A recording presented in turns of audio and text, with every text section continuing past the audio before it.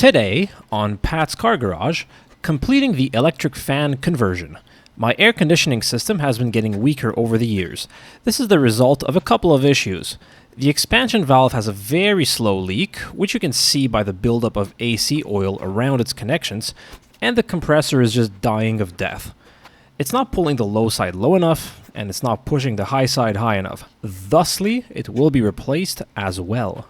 Getting the wiper out is just screws and clips. I have a specific video on that if you need reference. The front wiper bracket that mounts to the firewall is very awkward to remove. You'll need the right combination of extension, sockets, and U-joints to remove it. Unfortunately, mine was seized on, so off camera I just destroyed it with a Sawzall. I bought a new bracket from a dealership to replace it. Luckily they still seem to be in stock. The two rubber wiper mounts should just unscrew with some pliers. If you go to a junkyard, grab a spare set of these. They are back ordered from Mercedes. Now, real talk. You won't remove this huge plastic water tray without breaking it, so just mentally prepare yourself for that. 30 years ago, I'm sure this plastic was very flexible and it went in super easily. Now that's no longer the case. When you break it, you can't just duct tape it back together when you reinstall it. If you use some good quality tape, water won't remove it and it will keep doing its job channeling water towards the drains. So, to remove it, make as much room as possible by unscrewing the ECU and the cruise control module. There is also a couple of clips holding it to the interior air box. Afterwards, you just have to pull and twist it out. That's when it'll break, but there's no real way around this. This enormous drain must be removed to get access to the expansion valve.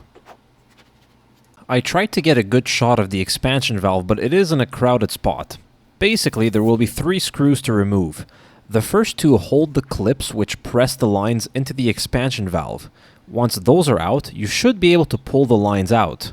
The final screw is in the middle of the expansion valve and holds it to the evaporator lines. Once that one's removed, you should be able to pry the expansion valve out with a screwdriver. You need to get a seal kit to be able to replace all the O-rings on all the lines. Match the old O-rings to find the correctly sized new ones and clean the lines out before putting the new seals on. Also, be sure to oil the new seals with compressor oil. I used a small plastic syringe with some PAG 46 oil to put a few drops on all the seals before reinstalling everything. Installing the new expansion valve is the reverse of this assembly. Removing the AC compressor. I couldn't get any good camera angles to show you this, so I'll describe it to the best of my abilities. First, you want to remove the discharge and suction line clip bolts. Then, you should be able to unplug the discharge line and set it aside. The suction line is held in by a bracket to the compressor, and this bracket's bolt also holds the compressor to the engine block. Removing this bolt is extremely aggravating. It's in a very tight spot and it's hard to remove, but it is possible. Once that bolt is out, you will be able to remove the suction line and you can move on to the remaining 2 bolts near the pulley that holds the compressor to the engine block. Those bolts are thankfully very easy to remove. Finally, you just have to twist and turn the compressor out of its spot. For putting the new compressor, it's the same thing but backwards. Keep the plastic covers on the ports until the compressor is in and you are ready to put the lines back on. You don't want any dirt and grime falling into the compressor. Replace the seals on the lines and butter them with AC oil before fitting them back on. Torque the retaining bolts to not that much pound-feet. The last thing to do on an AC job is to replace the receiver dryer. You should replace it anytime the AC system is opened for any amount of time. You can either move all the sensors or buy new ones and install them on the new receiver dryer. Replace any used seals with new ones and once again oil the new seals once installed. You need to squirt in an additional 10 milliliters of oil into the receiver dryer before putting the lines back on. You want to replace any oil that was left in the old one when you removed it. The final things I want to mention. You can see that the large plastic tray is missing a large chunk of it on the right side. That's where mine broke completely off.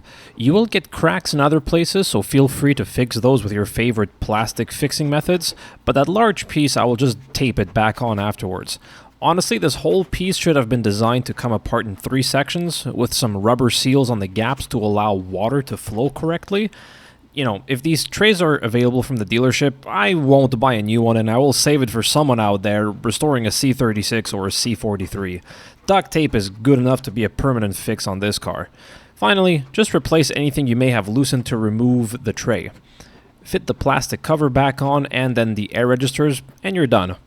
Now you can either vacuum and fill the AC yourself if you have the equipment, and I also have a video up on my channel already about this, or you can send your car out to a shop to have it vacuumed and filled for you.